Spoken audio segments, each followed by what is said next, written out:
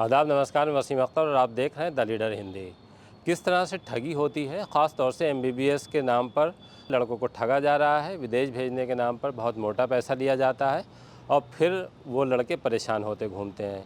इसी तरह का एक मामला यूपी के ज़िला बरेली में सामने आया है। किर्गिस्तान से एमबीबीएस कराने के नाम पर यहाँ के एक लड़के को ठगा गया है। हालांकि उन्होंने अपना लक्ष्य पूरा कर लिया, वो एमबीबीएस करने अपने ही पैसे पर किर्गिस्तान चले गए, लेकिन जिस तरह से कंसल्टेंसी एजेंसी के लोगों ने उनसे फ्रॉड किया था, उसको लेकर उन्होंने ये ठाना है कि उन पर कार्रवाई कराएंगे।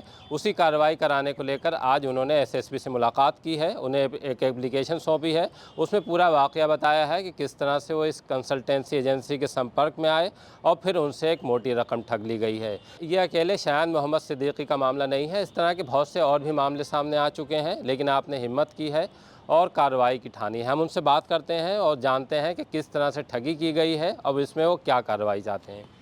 जी शायन जी। मैं डॉक्टर शायन सिद्दीकी। मैं चाहता हूँ जैसे मतलब मेरे साथ कराए लोगों ने ठगाए तो वो दूसरों के साथ ना करें, इसलिए मैं चैनल पे आया हूँ। किस तरह से ये आप इनके संपर्क में आए? मैं इनको जानता था, मतलब पहले दिल्ली में मिले थे मुझे कनॉट प्लेस पे। तो इन्होंने मुझे मतलब बोला मैं करवा देता हूँ आपका वीज़े का प्रोसेस और ये सारा चीज़ें। तो मैंने इनके ऊपर बिलीव करके इनको पैसा ट्रांसफ़र कर दिया ऑनलाइन। तो उसके बाद जब भी मैं इनसे बात करता हूँ ये मेरा फ़ोन उठाते नहीं हैं, फिर मुझे धमकियाँ देते हैं और मेरा फ़ोन कट कर देते हैं। तो जब मेरा कंप्लीट हो गई डिग्री, उसके बाद मैंने सोचा इनको मैं कंप्लेंट करूं। फिर मैं एसएसपी ऑफिस गया, इनकी मैंने कंप्लेंट करी है वहाँ पर। संपर्क कैसे हुआ आपका इनसे? किसी ने संपर्क मिलवाया या आपको ये पता लगा ये कि ये मतलब विदेश? इनका पॉम्पलेट है, इन्होंने बरेली का भी एड्रेस दिया है उसमें। इनका ऑफिस है दिल्ली में 12 खंबा रोड पे। तो वहाँ पे मैं एक बार इनसे मिलने भी गया था। तो वहाँ पर ही इन्होंने मुझे सेटिस्फाइड करा तो मैंने इनको पैसा दिया वीज़े का, लेकिन इन्होंने मेरा वीज़ा नहीं लगवाया उसमें। तो उसके बाद मैं खुद ही वीज़ा दूसरे के थ्रू लगवा के चला गया। तो उसके बाद मेरा कंप्लीट हुई डिग्री, फिर उसके बाद मैं वापस आया तो मैंने कंप्लेंट करी एसपी ऑफिस में। तो एसपी ऑफिस ने आदेश करे हैं इनका। तो इनसे क्या आपकी फेस टू फेस बात हुई या फेस टू किस? फेस बात हुई है इनसे मेरी। फिर बाद में किस तरह से इन्होंने फिर पैसा दिया इन्होंने आपको? मतलब ऑनलाइन मोड पे लिया है, बरेली आए थे ये मिलने मुझसे, इन्होंने बरेली में लिया एक बार।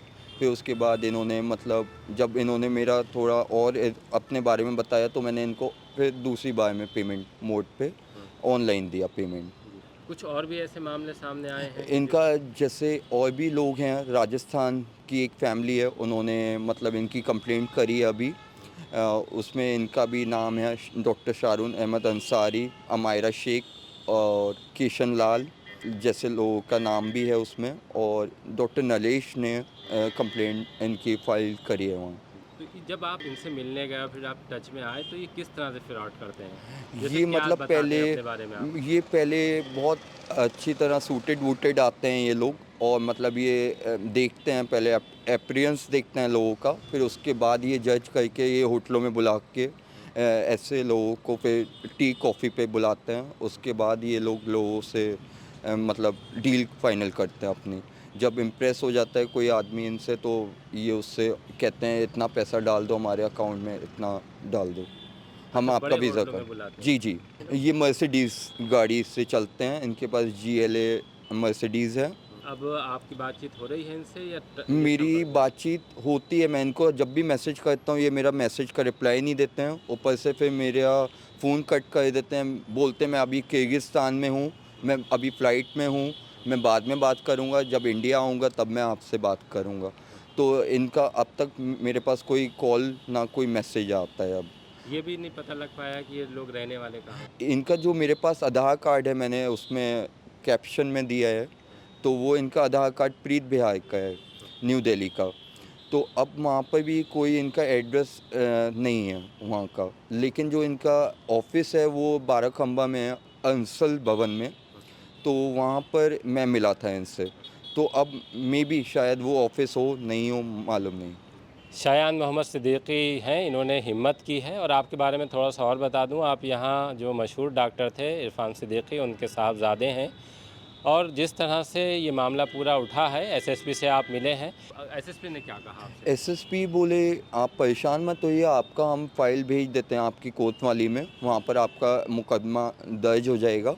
तो आप परसों आके अपनी पेपर ले लीजिए हमसे।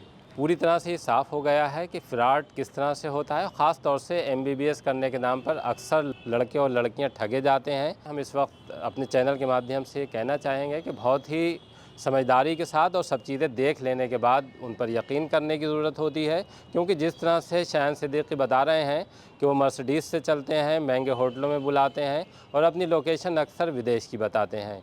ये ठगों की ख़ास पहचान होती है कि वो इस तरह से अपनी बातों के जाल में फंसाते हैं कि सामने बैठा लड़का या लड़की उनको ये समझने लगे कि ये बहुत बड़े लोग हैं, ये इनकी बहुत अप्रोच है और विदेशों में इनकी जिस तरह से पहचान है उससे हमारा जो सपना है डॉक्टर बनने का वो साकार करा देंगे। तो इस सपने के चक्कर में अपनी जो जमा पूंजी है, अपने वालिदैन की मेहनत का पैसा है, उसको ज़ाया करने से पहले एक बार उनके बारे में जानकारी जुटा लें, सर्च करके देख लें कि सच क्या है, उसके बाद ही उन पर भरोसा करें। उम्मीद है कि पुलिस इस मामले में कार्रवाई करेगी और जिस तरह की डॉक्टर शायन मोहम्मद सिद्दीकी ने हमें जानकारी दी है उससे पुलिस को उन तक पहुँचने में मदद मिलेगी।